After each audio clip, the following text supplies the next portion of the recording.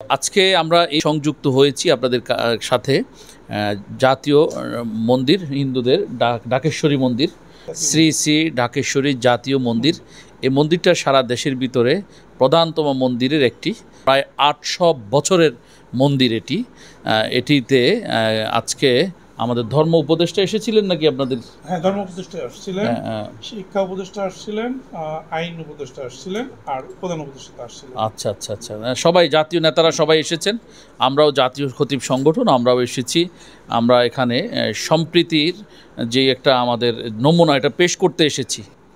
কথা বলতে চাই বাংলাদেশ পূজা উদযাপন পরিষদের সম্মানিত জয়েন্ট সেক্রেটারি, তিনি অ্যাডভোকেট শ্যামল কুমার রায়, জাতীয় খতিব ফাউন্ডেশনের মাননীয় চেয়ারম্যান জনাব মুফতি শামীম মজুমদার সহ আপনাদের খতিব ফাউন্ডেশনের বিভিন্ন পর্যায়ের নেতৃবৃন্দ, সারা বাংলাদেশের যে নেতৃত্ব দেন সেইখান থেকে সিনিয়র নেতৃবৃন্দ, আপনারা আজকের এই দুর্যোগপূর্ণ বাংলাদেশের অবস্থা, সেখানে আপনারা ঢাকেশ্বরী জাতীয় মন্দিরে এসে আমাদের সাথে একটি মত বিনিময় করছেন। এই জন্য আমি ঢাকেশ্বরী জাতীয় মন্দিরের পক্ষ থেকে, বাংলাদেশ পূজা উদযাপন পরিষদের পক্ষ থেকে আপনাদেরকে সকলকে অভিনন্দন জানাচ্ছি।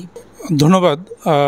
শানে শাহবাজ জাতীয় খতিব ফাউন্ডেশনের মাননীয় চেয়ারম্যান মুফতি শামীম মজুমদার সাহেব এবং সম্মানিত আলেমবৃন্দ, আমাদের নেতৃবৃন্দ, প্রকৃত ধর্মের এবং পবিত্র কোরআন থেকে, হাদিস থেকে যে বয়ানগুলো আপনারা দেন, সেখানে অন্য ধর্মের প্রতি যে সহনশীলতা এবং সে সাম্যের কথা, সেইগুলো বেশি বেশি করে যদি আপনারা বলেন, তাহলে যারা এই মন্দির আক্রমণ করার চিন্তা মাথায় আনবে, সে চিন্তাটাই তো তাদের আসবে না। 1971-এ সবার একটাই লক্ষ্য ছিল দেশটাকে স্বাধীন করতে হবে। আমরা এই দেশ যুদ্ধ করে 9 মাস যুদ্ধ করে স্বাধীন করেছি। আজকের 53 বছর পরে আজকেরও আমরা দেখতে পাচ্ছি যে আমরা পূর্ণ কিন্তু স্বাধীনতা পাইনি। উপদেষ্টাদের যখন শপথ গ্রহণ অনুষ্ঠানটা, সেখানেই একটা বৈষম্য আমাদের চোখে পড়েছে। বৈষম্যটা যে এর আগে রেওয়াজ ছিল প্রত্যেক ধর্মেরই উদ্ধৃতি নিয়ে তারপরে হলো শপথ। পবিত্র কোরআন থেকে আসছে, পবিত্র গীতা এবং বাইবেল, ত্রিপিটক সবগুলো কিন্তু আগে ছিল। এবারই এটার ব্যত্যয় হয়েছে। এই ব্যত্যয়টা আপনাদের চোখে পড়ার কথা এবং আপনারা এটা নিয়ে ভয়েস রেইজ করেন, এটা আমাদের দিক থেকে আপনাদের কাছে দাবি। আমরা বললে সেটা তো আমাদের দাবি, আমরা বললাম, কিন্তু যখন আপনি বলবেন এটা তখন আরও সুন্দর দাবি হবে। হিন্দু বৌদ্ধ খ্রিস্টান ঐক্য পরিষদের নেতৃবৃন্দের কাছে একটা প্রতিবেদন আছে। আমরা বিবিসির একটা প্রতিবেদন থেকে আমরা কোট করেছি যে 52টি জেলায় 205টা ঘরবাড়ি ব্যবসা প্রতিষ্ঠান হিন্দুদের এখানে হামলা হয়েছে বলে তারা দাবি করেছেন। এবং আমরা আজকে এটার ইনভেস্টিগেশনে এসেছি। প্রথমত আমরা এটা বিবিসি নিউজে দেখেছি, তারপর আমরা আজকে এখানে জানলাম যে এটা সত্যতা রয়েছে। তো যারা এই হামলাগুলো করেছেন তারা অবশ্যই কখনোই এটা মুসলমান পরিচয় দিয়ে হামলা করতে পারার কোনো সুযোগ তাদের নাই। কারণ রাসূল সাল্লাল্লাহু আলাইহি সাল্লাম বলেছেন যে খবরদার, মজলুমের বদদোয়া থেকে তুমি বেঁচে থাকবে, যদিও সে অমুসলিম হয়। যদি অমুসলিমও যদি তোমাকে বদদোয়া করে মজলুম হিসেবে, তো তাহলে তোমার কিন্তু ছাড় নাই। আল্লাহর দরবারে তোমাকে অবশ্যই জবাবদিহি করতে হবে এবং শাস্তি পেতে হবে। কোন কোন জায়গায় কে কে কে আহত হয়েছে, কে কে আপনার ভিকটিমাইজড, বিভিন্নভাবে সেগুলো আমরা উপস্থাপন করেছি।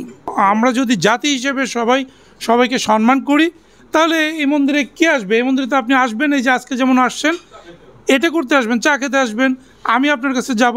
এই যাতায়াতের মধ্যে থেকে আমাদের বিভেদ বিভাজন যাতে ভুলে যাই, আর এরকম সুযোগ যুগে যুগে আসবে না। এইটা একটা অভূতপূর্ব একটা সুযোগ। এই সুযোগ আমাদের হাতছাড়া করা উচিত হবে না।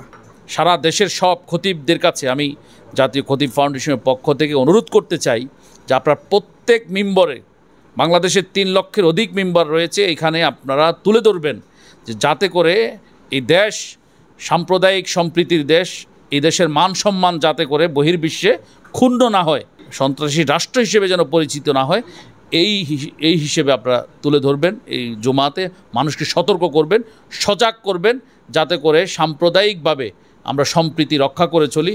এখনও অনেক গ্রামে গেলে দেখা যায় হিন্দু মুসলিম একসাথে বাজারে বসে চা খাচ্ছে, হ্যাঁ, একসাথে একই প্লেট থেকে নাস্তা খাচ্ছে, এগুলো আমাদের ঐতিহ্য।